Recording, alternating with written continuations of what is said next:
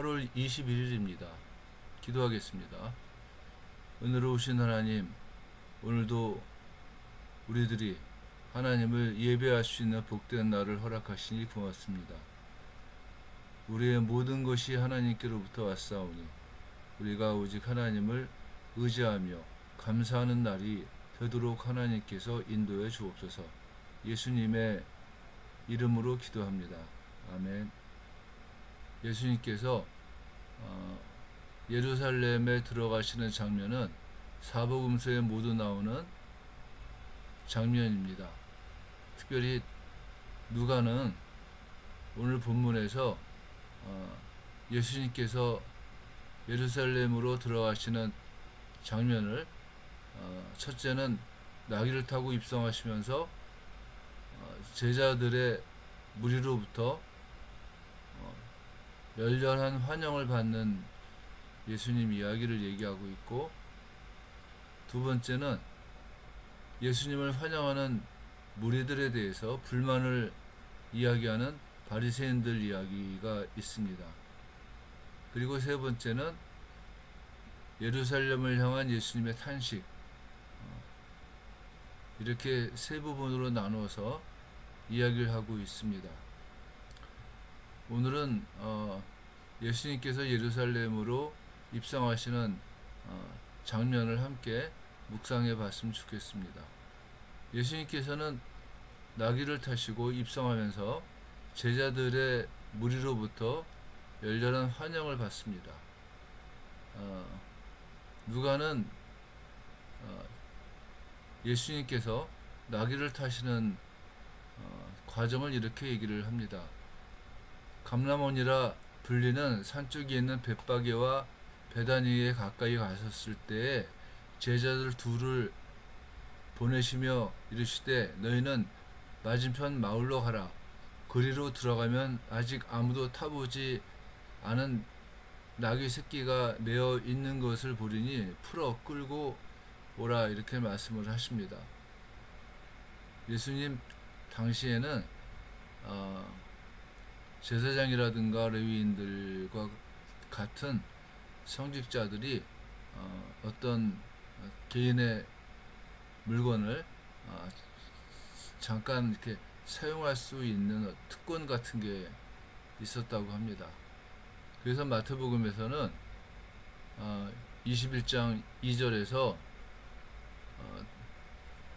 만일 누가 무슨 말을 하거든 주가 쓰시겠다 하라. 그리하면 즉시 보내리라. 이렇게 말씀을 하시는 겁니다.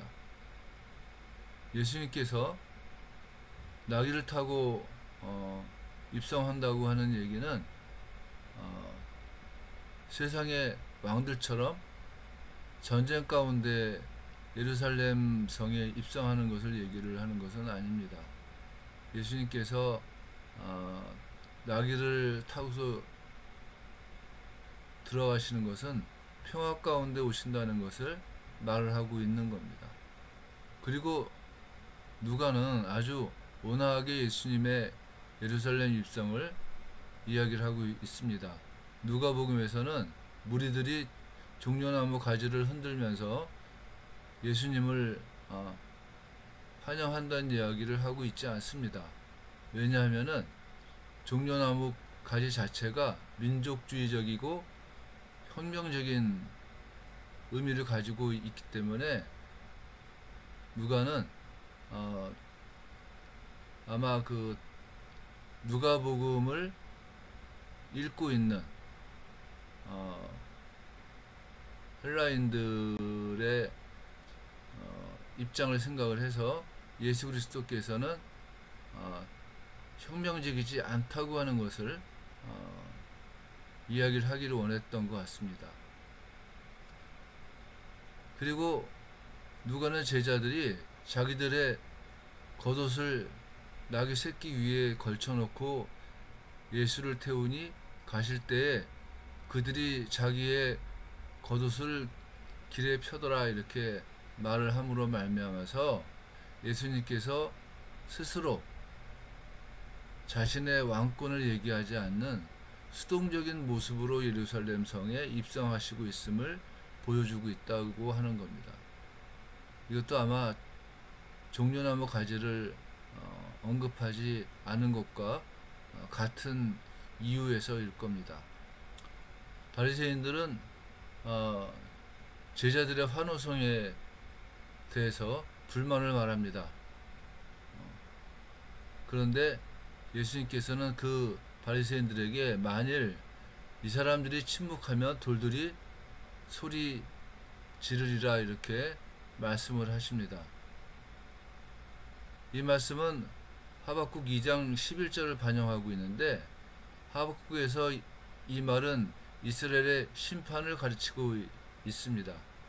때문에 누가는 이 말을 통해서 예루살렘의 멸망에 대한 이야기로 발전시키고 있습니다.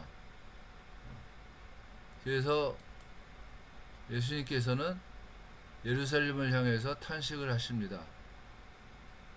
예수님께서는 날이 이를지라 내 원수들이 토둔을 쌓고 너를 둘러 사면으로 가두고 또 너와 및 그 가운데에 있는 내 자식들을 땅에 메어치며 돌 하나도 돌 위에 남기지 아니하리니 이는 내가 보살핌 받는 나를 알지 못함이니라 이렇게 말씀을 하십니다.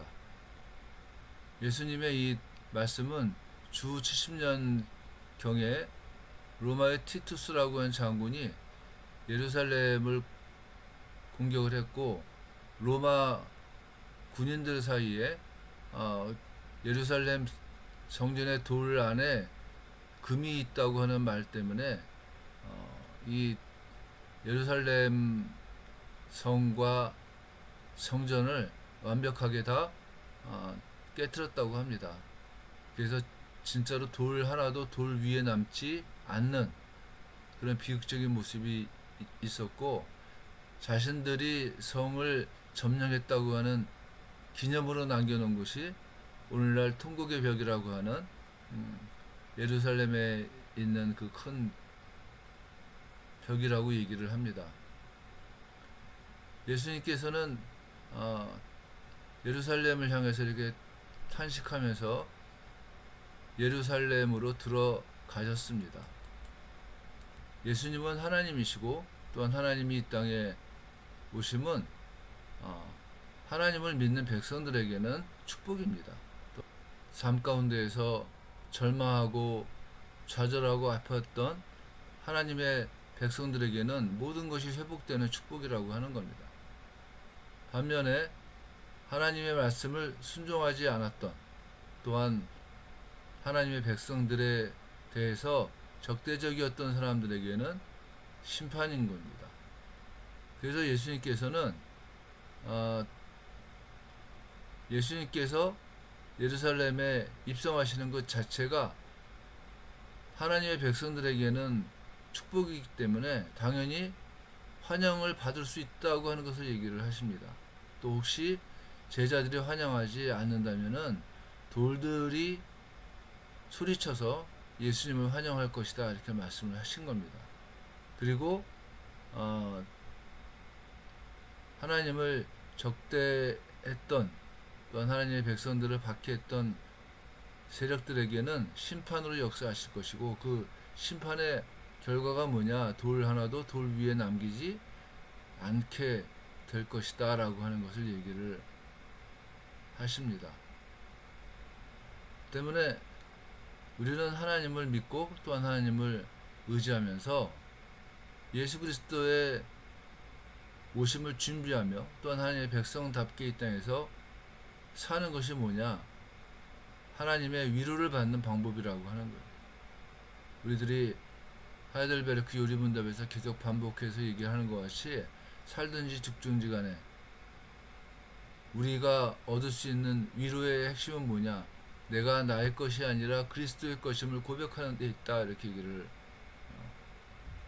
하는 이유가, 예수님께서 이 땅에 오실 때 우리들을 회복시켜 주실 뿐만 아니라 또한 우리들을 하나님의 백성으로 이끄신다고 하는 사실을 우리가 믿고 또한 알기 때문에 그런 겁니다.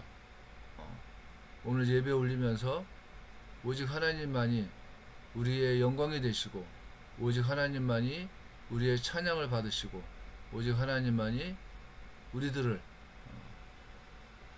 인도하신다는 믿음을 갖고 우리가 예배드리고 또한 하나님의 백성답게 살았으면 좋겠습니다. 기도하겠습니다. 은혜로우신 하나님께서 오늘도 하나님의 능력을 드러내시며 오직 하나님께서 우리들의 예배를 받아 주시기를 간절히 원합니다. 예수님의 이름으로 기도합니다. 아멘.